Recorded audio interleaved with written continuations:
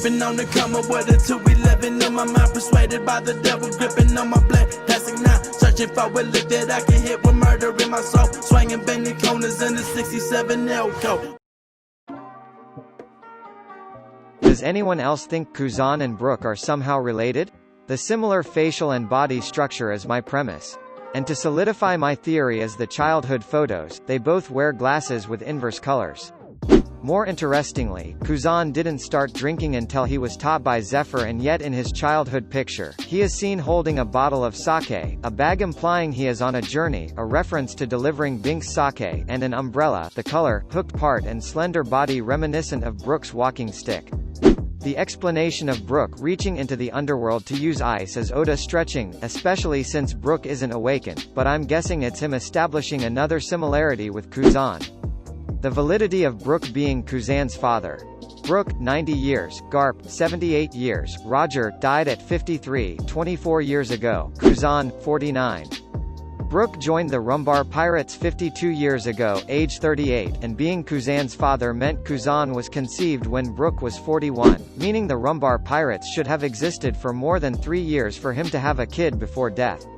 The age at which Brook met Laboon is vague and recorded as over 50 years ago, and again, the year in which the Rumbar Pirates ended is vague, but that's just Oda trying to hide the obvious. Consequently, there is no record of the longevity of the Rumbar Pirates. However, Brook remembers Roger as a rookie. There is a 13 years gap between Brook and Roger, meaning when Brook was a rookie at 38, the Rumbar Pirates were still in West Blue, Roger was 25.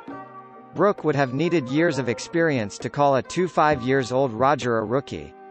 Undeniably, it takes time depending of the level of a threat of any individual for a bounty to be issued, and Brook's 33 million bounty is proof and record of longevity that the Rumbar Pirates lasted for more than the 3 years required for Kuzan's conception before Brook's death. The bounty would be when Brook was in his early 40s, placing Roger in his late 20s, which is consistent with Garp being at least a Marine captain in his early 30s. There is a 12-year gap between Brook and Garp, meaning when Brook was a rookie still in West Blue, Garp was 26. As stated, Brook's 33 million bounty would have been issued in his early 40s, placing Garp in his early 30s, by which time Garp must have been at least a Marine captain. 42 years ago Garp was chasing Shaki. This proves Garp was very familiar with notorious pirates, and Brook's bounty meant Garp knew who he was. As evident in the case of Shaki, Chinjiao and Roger, Garp has a proclivity to chase pirates he has an interest in. Chasing free the famed captain of the Rumbar Pirates is consistent with Garp's character. Now in chapter 319 or episode 227, Kuzan said to Luffy, "Your grandpa helped me a long time ago." This could mean Garp inspired a wayward Kuzan into becoming a Marine, only possible if Garp must have had a special interest in Kuzan, his dad being a notorious pirate. This won't be the only time Garp kept the secret of a pirate's son. As in Ace's case, clearly Garp understands that the sins of the father shouldn't affect the son.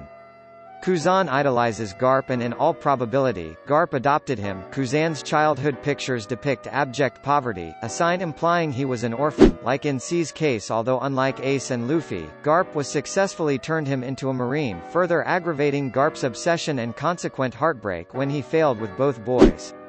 It could be that Garp didn't inspire Kuzan to become a Marine, but that Kuzan would have been denied joining the Navy if his father was a pirate. Although Drake was not denied, leading me to believe strongly in the former explanation. But then again, the fleet admiral was different in both cases, implying different policies. Bottom line is, Kuzan owes Garp an unexplained debt, and that is the secret of Brook being Kuzan's father. Why hasn't Brook ever disclosed having a lover? His promiscuous character implies he never had one. Everybody knows the guitar gets the girls.